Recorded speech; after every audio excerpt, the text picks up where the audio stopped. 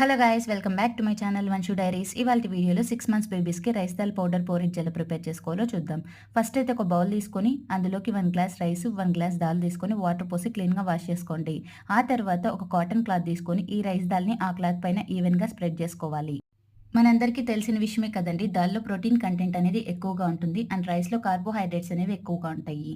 So బేబీస్కి ఇది చాలా healthy food అనమాట. అట్లీస్ట్ డైలీ వన్స్ అయినా ఇవ్వడానికి ట్రై చేయండి.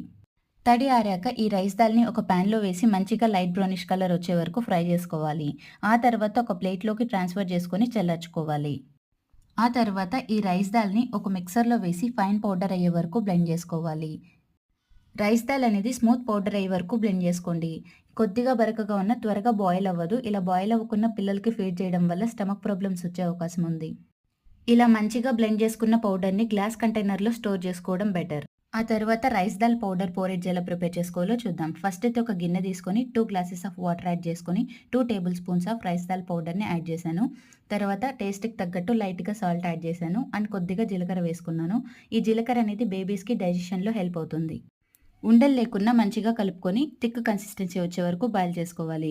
కొద్దిగా గోరువెచ్చగా ఉన్నప్పుడు పిల్లలకి ఫీడ్ చేయడమే. వీడియో నచ్చితే లైక్ చేయండి అండ్ ఇలాంటి ఎన్నో వీడియోస్ కోసం సబ్స్క్రైబ్ చేసుకోండి.